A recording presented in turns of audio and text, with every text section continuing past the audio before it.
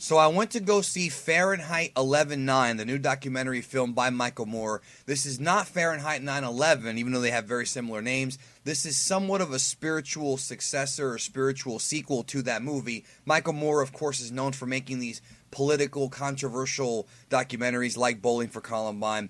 I mentioned Fahrenheit 9/11, also Sicko. And I do enjoy his movies. I did like Bowling for Columbine. I did like Fahrenheit 9/11, even though he only scraped the surface. And I did like Sicko when it came out. Now, this movie is supposed to be, the reason why it's called Fahrenheit 11/9 is because it's about, or supposed to be about, the Trump administration and how Donald Trump became president before, during, and after the election.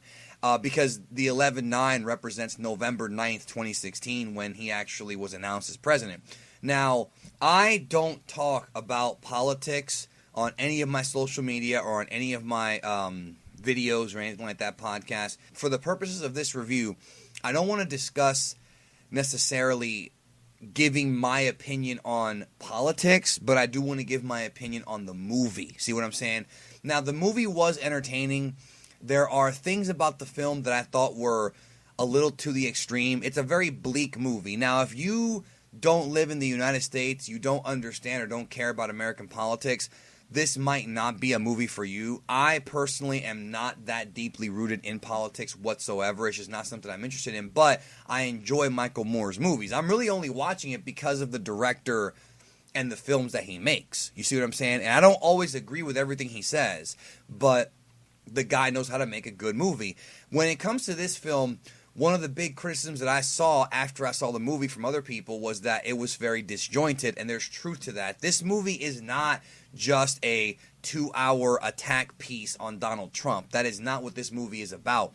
In fact, they really sort of sandwich the Donald Trump story around other stories that have been going on recently that are in some ways even more interesting and in some ways even more, to be honest, enraging. Case in point, they discussed the Flint, Michigan water problems that they had a few years ago. The water poisoning when kids were dying and everything. And really, that story of what happened in Flint, Michigan is, to me, the most absurd thing that could ever happen, like, in this country, in any country that's not a third world country, right? And when you watch the documentary, you really do learn about it. And you learn about what's going on. And really, the Flint, Michigan stuff did take up a big chunk of this movie. They start talking about Trump, and pretty much the whole early narrative of the film is that Michael Moore had hung out with Trump a couple times, and his whole narrative was that he was basically saying that all these shocking things that Donald Trump gets accused of, you know, the racism, this idea that he's this, like, sexual deviant. And actually, one thing that was kind of awkward was that Michael Moore spliced together all these clips of Trump making these really inappropriate comments about his own daughter, how, you know, maybe I'll date her in 10 years. Like, he pretty much tries to... There were a couple parts of this documentary that I think may have gone too far, but they were also kind of satirical in a way, so I don't think it's supposed to be taken that seriously.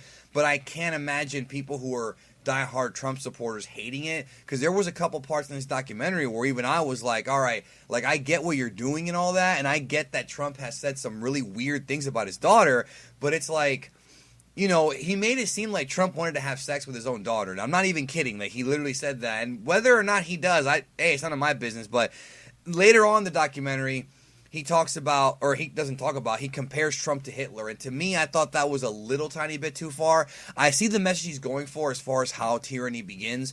And he's pointing out all these parallels that I just don't really see.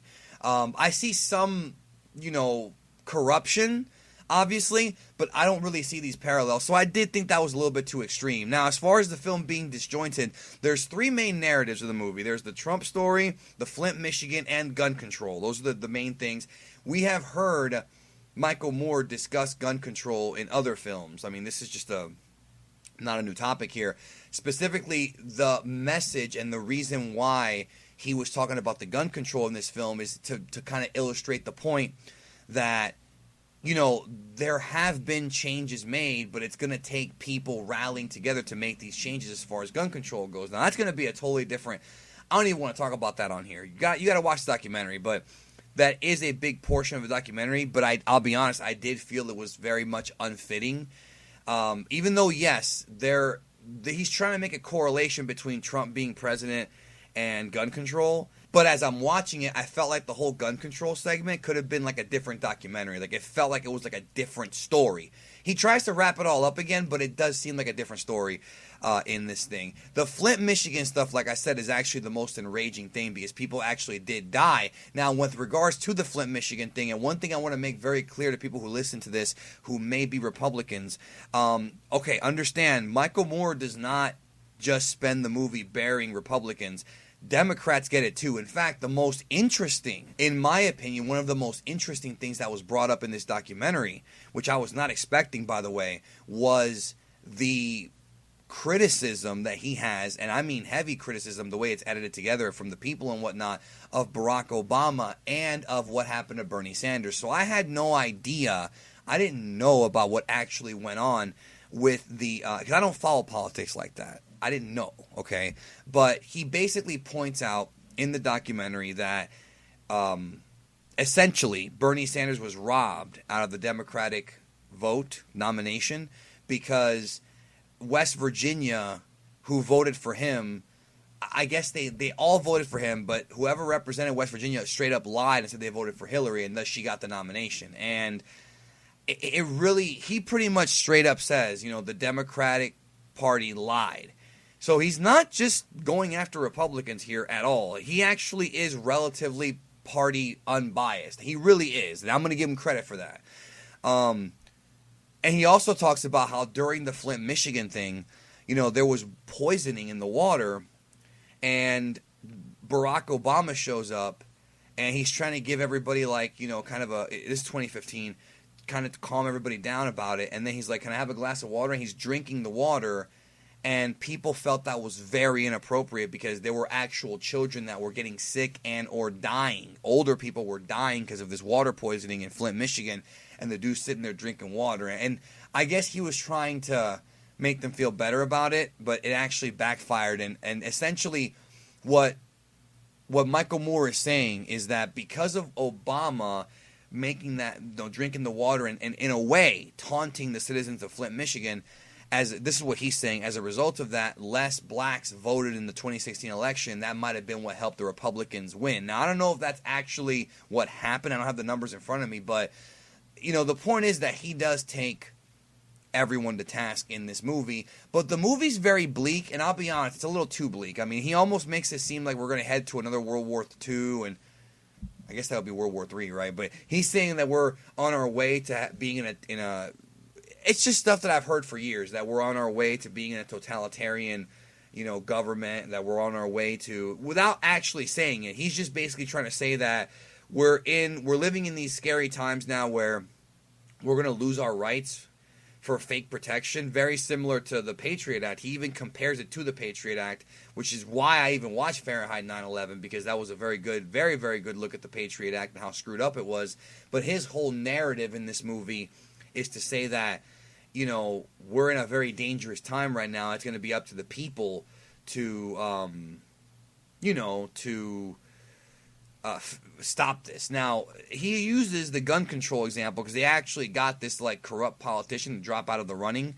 I'm not going to go into the whole thing because of kids kind of rallying behind him and whatnot, but it's one of those things where I just think it's a little too bleak. You know what I mean? I've heard, here's the thing. I'm into conspiracies and stuff like that. I love that kind of stuff. I've been hearing about martial law and fucking the microchip shit for 18 fucking years. And we haven't had martial law and we haven't had the microchip, all right? All these, rumors of impending doom for the United States has been going on for I don't know how long, and we're still here and we're still okay here in the U.S. I'm not American. I wasn't born here, but I certainly live here. I don't plan to move. But it's one of those things where I've seen so many other documentaries that have painted this picture that we're all screwed. I don't believe it. I don't think it's happening. I think more stuff has to happen. So this movie is getting a limited release in a few theaters. If you are wondering if you should see this movie, honestly, I say Redbox it, Netflix it. It's not a film that I think needs to be seen in theaters. I'll be honest with you, I don't think it does. It's if you're not really interested in this kind of like these kind of documentaries or this kind of like real world, this kind of like real world problems, these real problems that many of us don't want to think about or even worry about, this might not be the movie for you. Now, if you are a Trump supporter, you could check it out, but understand that it's not very nice to Trump, but it's also not about Trump. Even though they make you think that it is, it's really not. It really isn't. It really is more so a staple of the kind of people that live in this country. And his whole question that he paints is, how did Trump actually get elected? Which is funny because he actually said in an interview before the election that he thought Trump was going to win and that people are being way too, overconfident in Hillary. And I remember hearing that too, and look what happened. So it's an interesting look, little too bleak, little too extreme, little too sensationalized, but it was entertaining. I was not bored. The Flint, Michigan thing was, to me, the most interesting and most fucked up thing on here.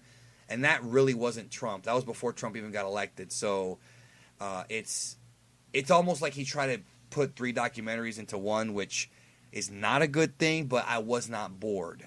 So overall, I wouldn't go see it. I would wait for Redbox or Netflix. I'm sure it'll be on Netflix in like 6 months, 8 months. I'm sure it will be. Most of Michael Moore's stuff pops up on there. There's other documentaries on there too, so I would just wait for that. Thanks for watching. And, those are my thoughts on Fahrenheit 11/9. Talk to you soon.